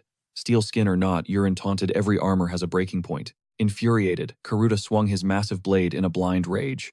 Urin felt the wind as he danced on the edge. He evaded one strike, then another, before firing a point-blank shot. "Where do you think you're going, big guy?" The explosion rocked the orc, and Urin moved with confidence. There was no way he was letting this monster win. Suddenly, Karuta's focus shifted to Girinox. The orc launched himself into the sky, a dark omen of death. With a killing blow descending and no time to think, Urin's instincts took over. He sprinted with desperate speed. He tapped into the forbidden dragon step. It was a crude version, but he pushed his body to its absolute limit. Just as Karuta's sword reached Girinox, Urin snatched him away. The ground behind them erupted in a violent tremor. Karuta's eyes widened. He couldn't process how a human could move that fast. From the sidelines, Ilya was equally speechless. She watched in awe, unable to fathom the miracle she had just witnessed after Girinox was saved. Urin knew he had to end this now. He unsheathed the legendary Agnes, whispering the command Bloodflower Butterfly Awaken. This was the ultimate trump card of the Sichuan Tang clan, a hidden weapon whispered about in myths. The blade dissolved into a swirling storm of lethal glowing butterflies, ready to strike from every impossible angle. Urien unleashed the lethal butterflies. Ilya watched, enchanted by their deadly elegance. Karuta, however, felt a primal, bone-chilling terror. He lashed out wildly, but a butterfly detonated on his chest with blinding force. The blast was catastrophic. Karuta collapsed his life, ending with one final roar. Both were stunned. Urien hadn't expected a single strike to down an orc warrior. Nearby soldiers shook, stammering that victory was finally theirs. But Ilya remained alert, warning them that the struggle was far from over. Scattered orc forces remained. Seeing her resolve, the panicked monsters began to falter immediately. Girinox approached Urien, offering his deepest gratitude for the rescue. By nightfall, every last orc had been completely wiped out. Urien checked on Ilya. She admitted she owed him her very life. Urien just laughed, calling their mutual support a natural bond. He then addressed her curiosity regarding his mysterious god-tier swordsmanship. He revealed his true path, hidden weapons, not traditional swordplay. Ilya was floored. He confirmed those explosive butterflies were part of his secret arsenal. Ilya was shook. His mastery was light years beyond her wildest imagination. Urien hoped this would shatter her narrow view of martial arts. The sword wasn't the only ultimate weapon in this world. A soldier brought a magic pouch. Ilya demanded the orc warrior's remains as proof. She immediately began gathering the corpse to secure their victory. Girinox stared at the massive beast, doubting the pouch could hold it. Ilya calmly disagreed, noting the pouch was specifically for monster trophies. She sealed the remains inside, completing the grim but necessary task. Turning to Urien, she insisted they move before the shadows deepened. Suddenly, Musk and two soldiers intercepted them on the darkened road. Ilya's eyes narrowed. She demanded to know his whereabouts until now. The signal flare was hours ago. Musk flinched, looking incredibly sus. He lied about an ambush, claiming they were delayed by a fierce skirmish. Ilya was unconvinced. Why were there only 2 survivors from his squad? Musk nervously claimed the others were slaughtered by elite orc forces. Suspicious, Ilya ordered him to lead her to the alleged battlefield immediately. Musk stalled, citing the danger. But Ilya's icy voice gave no choice. He stepped closer, pretending to guide her, but his nerves were frayed. Suddenly, Musk lunged his blade aimed straight for her heart. Ilya was caught off guard, but Urien's reflexes were lightning fast. A dagger pierced Musk's arm, forcing him to drop his weapon instantly. Musk fell howling in pain. Urien's voice dripped with cold, righteous fury. He called out the lie. No soldier comes from battle looking that clean. He accused Musk of being a traitorous mole for the orcs. Musk trembled. Urien knew the truth because he had authored this world. Nothing escaped his gaze. Ilya rose, her blade glowing with lethal intent. Musk begged pathetically, invoking his family's long history of service. Ilya's cold gaze remained completely unmoving. She silenced his lies forever, with one decisive, brutal strike. Urien watched her, truly impressed by her unwavering steel-like resolve. Without blinking, she commanded her knights to drag the remaining rats away. The cowards buckled, whining for mercy and blaming everything on Musk. High noon struck at Oz Castle the next day. Back in the dorms, Girinox was struggling to wake a heavily sleeping Urien. Squinting at the light, Urien groaned, asking what the chaos was. Girinox just laughed, pointing out he'd slept half the day away. With a devious smirk, he dropped a bomb. Ilya was waiting outside, in a jaw-dropping black gown. Urien bolted upright instantly. His imagination went wild.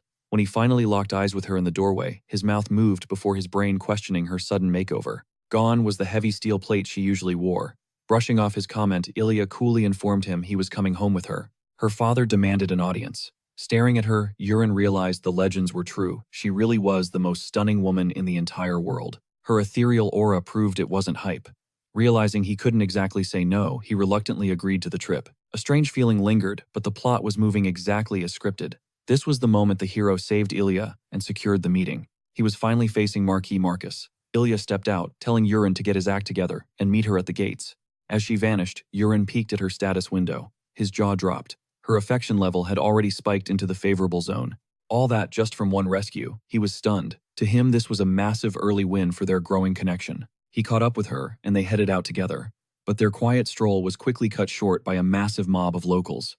The crowd erupted upon seeing Ilya cheering for the Iron Blood Knight. Word had spread like wildfire about her slaying the nightmare orc. She stood her ground when others fled. That badass title fit her perfectly, just like it did in the original story. Then the spotlight shifted to Yuren.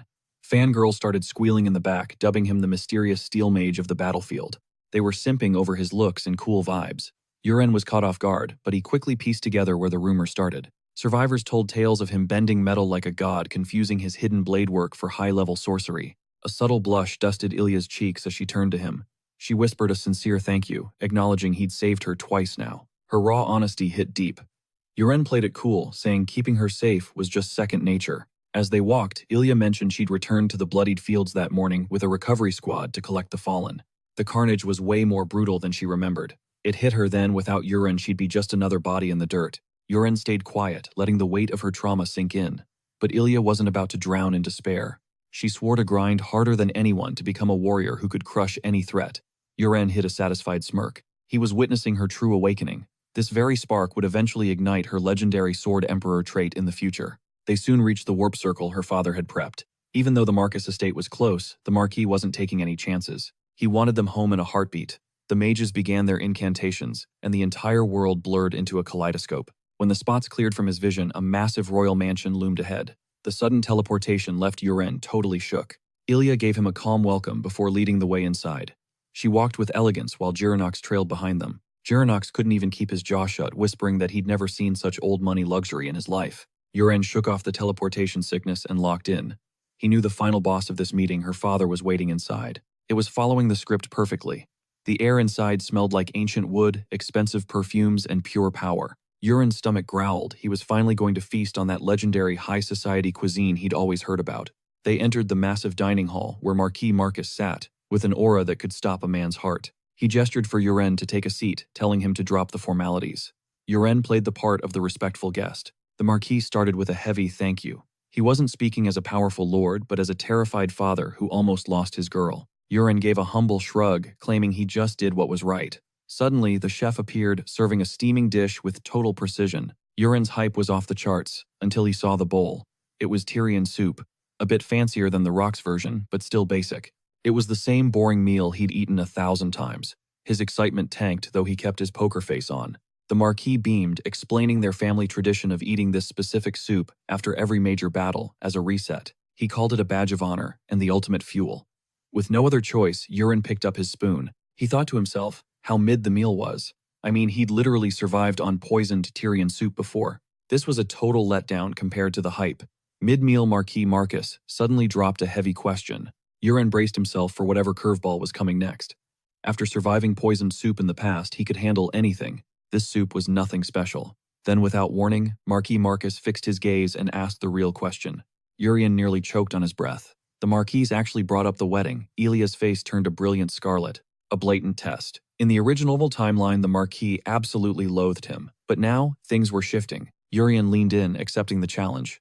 "I'll marry her right now," he declared, meeting the old man's gaze. Ilya's heart throbbed as her blush deepened. The tension in the air was thick enough to cut. But Yuren paused. He wasn't the official heir yet, just a former scoundrel with a tainted reputation. "I'll become a man truly worthy of her," he vowed. His conviction burned brighter than ever before. He'd only ask for her hand after claiming his title. Ilya felt a surge of pure, heartfelt admiration. The Marquis remained skeptical. He leaned forward, his eyes piercing through Yuren like sharp daggers. "You think you can outshine your prodigy brothers?" he challenged, his voice dripping with cold skepticism. Yuren didn't blink.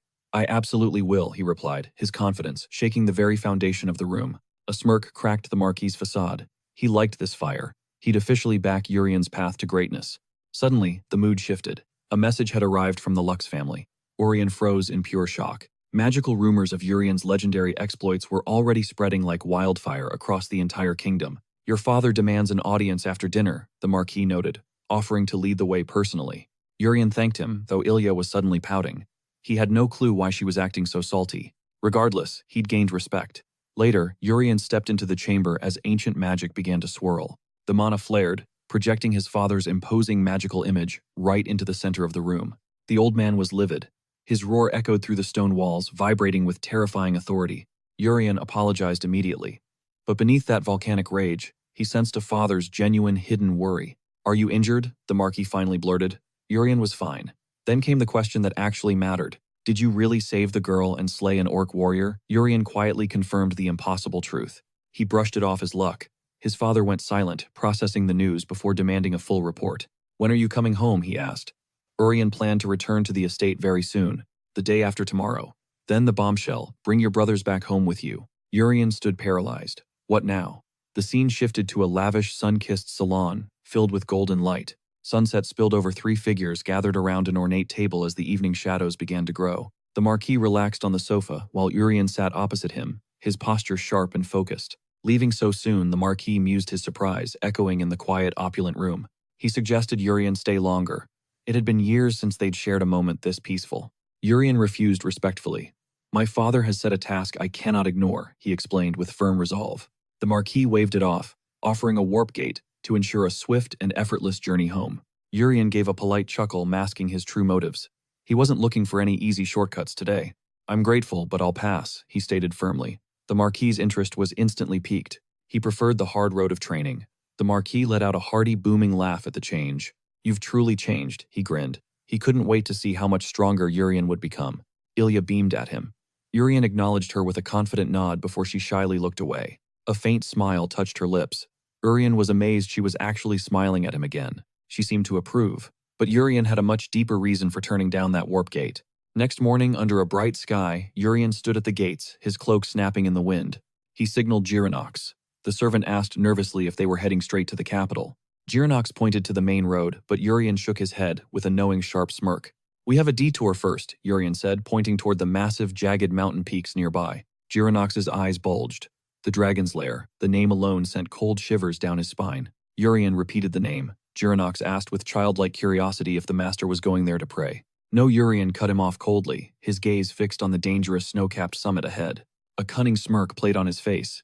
He wasn't there to pray or beg for luck. Instead, he was hunting a legacy, a hidden prize originally destined for this story's main hero. The pair trekked the dirt trail, boots crunching as the estate's luxury roads faded into wild forest. They were headed for the Dragon's Lair, a legendary ruin where ancient drakes once nested. Ascending the slope, they found the vine-choked cavern entrance already swarming with early morning pilgrims. Girinox stared, shocked by the massive crowd. He panicked, wondering if the loot had already been snatched away. Urian remained chill, dismissively eyeing the cheap trinkets left by the entrance. He knew they were worthless. Girinox blinked in total confusion. He couldn't tell the difference between junk and gems. Urian stepped toward the foliage-covered opening, scanning the stone with a knowing grin. The world hides many secrets. Pushing through the worshippers, he signaled Girinox to follow him. They were taking the mountain's back door. Girinox stammered a response and scrambled to keep up as Urian led the way. They scaled jagged rocks and skirted a lethal drop. Exhausted, Girinox pointed at a dead-end cliff. Urian stayed silent, his sharp gaze locking onto a specific spot. He stepped toward a strange stone slab. This was definitely it. The secret hatch he'd personally designed, cleverly disguised like a modern car handle. Checking for spies, he placed a hand on the rock. To him, it was just like unlocking a door. The mountain trembled, and a seam split wide. Girinox nearly fell over, screaming in absolute shock. With a subtle grin, Urian beckoned him inside. They vanished within as the gap sealed with a heavy thud. Glowing moss bathed the interior in eerie light. Girinox stood, frozen, his jaw on the floor. It was way brighter than he expected. He dashed toward some sparkling crystals, shouting about finding gold. Urian barked a warning. One touch would trigger a lethal mechanism. Girinox froze, sweating bullets. Analyzing the symbols, Urian noted that a single mistake would ignite the entire cavern. They would both be toasted alive. Staying low, they ventured deeper into the belly of the cave. Yuren warned of more traps ahead, ordering Jironox to stay glued to his side. The man nodded frantically. Eventually, they reached a massive hall featuring a central stone altar. They had finally arrived. Jironox circled the pedestal, impressed but let down that it was empty. Yuren just gestured toward it. He asked if the man knew what lay beneath. Jironox just stood there, completely clueless. Yuren explained this was a decoy lair, but beyond the wall he felt the prayers of the crowd outside. Those pilgrims were unknowingly bowing directly to them. Jironox could only mumble in shock. Clapping once, Yuren announced it was time for the real loot. Jironox's eyes widened with greed. Kneeling, Yuren engaged a hidden lever. The stone lid slid back with a roar, revealing piles of sacks.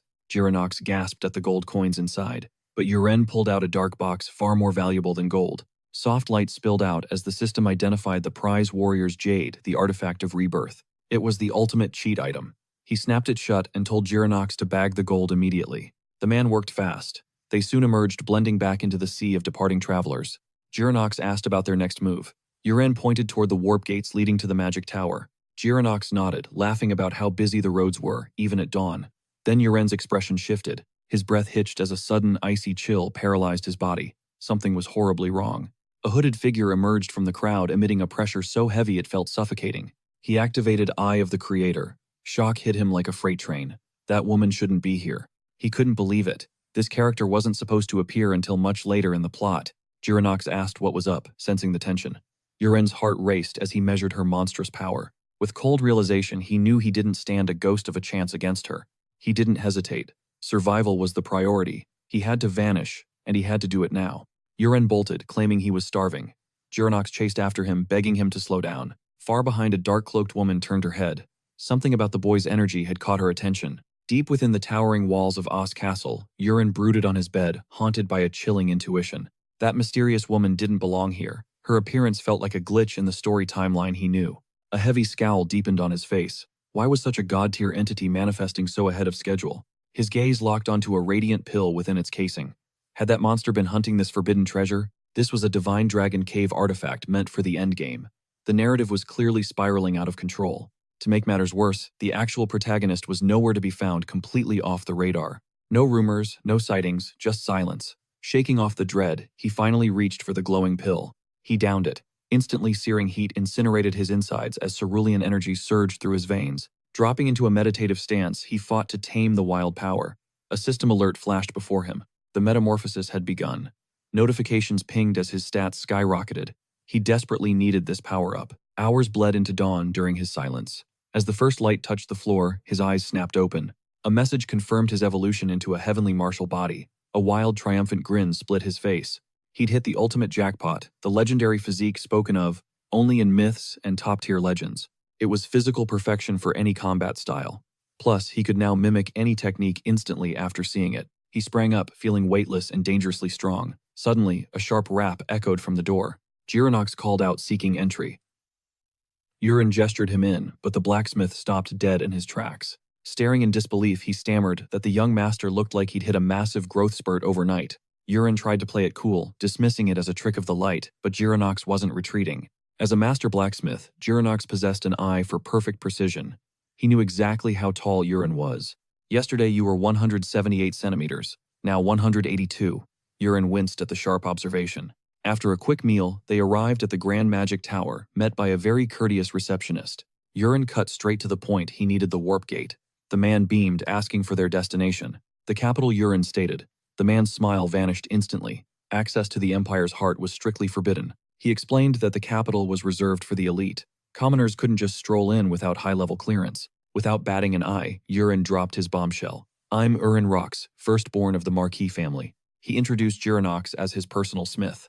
Nearby mages froze their attention, snapping toward the young noble. The steel mage, they whispered in awe. Feeling the heat of their stares, Yuren sheepishly rubbed his neck. He confirmed his identity, and the magicians swarmed him like fans, buzzing with frantic curiosity. They bombarded him with questions about his infinite iron balls and his explosive magical formulas. Suddenly, a wooden staff slammed into the ground. In a blink, Yuren and Jironox were ripped through space. They materialized in a breathtaking, opulent hall, looking around frantically at their new, strange surroundings. An elderly man approached, apologizing for his disciple's lack of manners. Yuren eyed him warily. The stranger wore high-ranking robes, clutching a staff topped with a pulsing crimson jewel. He introduced himself as Yubian, the formidable head of the Oz Castle Magic Council. Yurin's blood ran cold. He remembered writing Yubian. He looked kind, but that was just a mask. Beneath that gentle exterior lurked a merciless killer who erased anyone that ever crossed him. Meeting two world boss level threats so quickly felt like a death flag. Then Yubian offered a shortcut. He promised to warp them directly to the capital. Yurin nodded, his nerves completely on edge. Yubian paused at the machine, casting a sinister glance back. I have a feeling we'll meet again. Yurin inwardly recoiled. Suddenly, lightning arced through the tower, and the warp field swallowed them whole. They landed in the capital's heart. Jirinox stood mesmerized by the sprawling golden architecture and elite citizens. Yurin tossed him a pouch of gold, telling him to get some drip that actually fit a blacksmith. They finally stood before the Royal Knight Academy, a massive, prestigious fortress of learning. The sentry blocked their path, demanding their names and the specific reason for their visit. Yurin Rox, he answered firmly. I'm here to see my brother Colin Rox. Stepping further into the interior, a voice sliced through the air. A striking man with shimmering silver hair strolled toward him. Yurin confirmed his identity as the stranger scrutinized him. With eyes like ice, the man questioned if he was truly the legendary Yurin Rox. News of his victory over the orc warrior had clearly spread like wildfire. Yurin marveled at how quickly gossip moved through the capital. A subtle smirk played on the stranger's lips. He commented that Yurin's prowess must be nothing short of extraordinary. Yurin was taken aback by the man's overly familiar tone. Maintaining his composure, he gave a humble nod, calling the praise far too kind. When asked for his name, the aristocrat revealed himself as Carrick Ilian. He was the second-born son of the prestigious House Ilian. Claiming to be Colin's close ally, Carrick gestured for Yurin to follow. He promised to lead him straight to where Colin was waiting. Yurin sensed a hidden agenda. He signaled Jirinox to stay behind before following the noble further into the academy. Venturing into the academy's heart, Carrick spoke. He revealed that the latest rumors had already reached his ears. He noted that Yurin hadn't fought that orc alone. Lady Elia had been there. Everyone knew the lady's legendary strength, Carrick added. While she was a prodigy knight, it was Yurin's contribution that had everyone buzzing with shock. He pressed further, noting how mysterious Yurin was. Was it true that he wielded magic in the heat of battle? Yurin denied being a mage, sparking a sinister glint in Carrick's eyes. A cunning grin briefly haunted the nobleman's face. Carrick went silent, leaving Yurin suspicious. He wondered exactly what kind of trap the noble was currently weaving. Doubting his own eyes, Yurin wondered if that smirk was real. Finally, they arrived at a massive, bustling training arena. The circular patterned floor was swarming with students. Steel flashed rhythmically as they drilled their sword techniques in unison. A student with azure hair stopped his training to greet them. Carrick immediately inquired if he knew Colin's whereabouts. The boy stuttered that Carrick had already escorted Colin to a professor. Pure annoyance flared deep within Yurin's chest. He realized Carrick had deliberately separated them. The noble had lured him here while hiding Colin elsewhere. The azure-haired boy eyed the newcomer curiously. Carrick wasted no time in introducing him as the one and only Lord Yurin. He announced Yurin as Colin's elder brother, the man who supposedly brought the ferocious orc warrior to its knees. With a dramatic flair, Carrick emphasized that Yurin wasn't a mage. He made sure everyone understood exactly what that implied. Yurin relied on raw physical power just like them. Instantly, a sea of curious students swarmed the mysterious newcomer. Questions pelted him like rain. Some whispered about his legendary daggers, while others demanded to know if the tales were true. Stories of strange projectiles and butterflies filled the air. Playing the part of a ringmaster, Carrick made a cunning suggestion. He proposed that Yurin demonstrate his combat skills to satisfy everyone's intense curiosity. Fury simmered beneath Yurin's calm exterior, yet he accepted. He and a student called Millie took center stage in the hall. As a ring formed around them, Carrick spoke up. He claimed Millie was merely an average fighter among their elite ranks. Carrick blinked at the wooden blade in Yurin's grip. He asked in shock why he wasn't using his rumored daggers. Yurin calmly stated that for a mere spar, a sword would suffice. The explanation left Carrick visibly rattled. Nodding, Carrick urged them to hold nothing back. Yurin scanned the crowd, noting the arrogant faces of high-born nobility everywhere. He felt their blatant condescension from the very start. To these nobles, he was nothing but a low-born distraction. They mocked him for his choice of weapons. However, Yurin knew their petty opinions wouldn't matter for much longer. Eager to test his heavenly martial body, he stepped forward. An invisible humming aura began to vibrate around his frame. Gripping his own practice sword, Millie puffed out his chest. He smugly offered Yurin the advantage of the first strike. Unfazed, Yurin lunged forward. He raised his blade in a basic overhead stance and swung with absolute crushing force. Millie anticipated a complex technique, not a move so basic. The sheer simplicity of the attack left him momentarily paralyzed. Panicking, he scrambled to raise a block. But when the wood collided, Millie's strength was utterly eclipsed by Yurin's power. The blow slammed Millie's own sword back into his face. The entire hall erupted in a chorus of shocked gasps. Silence fell as Millie crumpled to the floor. A massive bruise already bloomed on his forehead as everyone watched, speechless. Embarrassed by the one-shot defeat, Carrick scrambled for excuses. He insisted that Millie had simply let his guard down. Hungry for a different result, Carrick demanded a rematch. He beckoned a student named Rula to step out from the spectators. He touted Rula as an elite-tier combatant, far superior to Millie. Carrick warned him not to replicate his predecessor's failure. Rula scoffed, refusing to be compared to a weakling like Millie. Both warriors squared off, settling into their battle stances. The signal dropped and Rula lunged. To Urin's enhanced senses, the boy's movements felt agonizingly slow. To his eyes, the charge is a joke, a crawl. His heavenly martial body has transcended human perception. He sticks to the basics. Raising his blade high, he delivers a vertical strike so precise it's terrifying. It's a straight shot at Rula. The boy scrambles to parry, but Urin's raw, monstrous power is simply too much. Rula's own steel betrays him, slamming into his face with bone-shattering force. Nearby, Carrick watches in absolute horror. As Rula collapses like a house of cards, Urin stands tall. He gazes down with icy, unshakable calm. Deep down, he's vibing with his new stats. This heavenly martial body is a total cheat code for physical limits. He's officially built different. Looking at the crowd, he lets out a smirk that drips with pure disrespect. Is this academy just a daycare for frauds? He scoffs. The insult cuts through Carrick like a serrated knife. Fuming, Carrick steps up. He's not letting that slide. He barks out a challenge, claiming things change now. You're facing the top dog now, Carrick yells. Urin doesn't even blink, radiating an aura of try me. Better hold on tight, Urin warns. Both warriors grip their hilts as Carrick begins channeling his internal mana. Carrick explodes into a blur. He circles Urin like a predator, leaving ghost-like afterimages in his wake. The crowd gasps at the insane speed. But Urin, he's just standing there, chilling, waiting for the moment. Carrick lunges, thinking he's found a gap. Big mistake. Urin's upgraded senses see everything in ultra-high definition. He reads the trajectory instantly. With a micro-adjustment, he slides out of the way like a ghost. Again, that overhead stance. He brings the hammer down. Carrick desperately tries to brace for the impact. Urin's strike deletes Carrick's defense. The blade slams home, and the Academy's strongest hits the dirt. Urin towers over the carnage. The students are glitching, unable to process how their hero just got folded. Suddenly, the eerie silence shatters. What's with all the noise? A voice booms from the back. Why the crowd? The students part like the sea. Whispers erupt. It is the golden boy himself, Lord Colin. Colin scans the wrecked arena, totally lost. His gaze lands on Urin, a complete stranger standing in victory. Who is this guy? Colin demands. Urin stares back. So this is him, he thinks. My little brother. A purple-haired man steps up to Colin's side. He clears his throat, ready to drop a massive truth bomb. That is Urin, he says. Your big brother came to visit.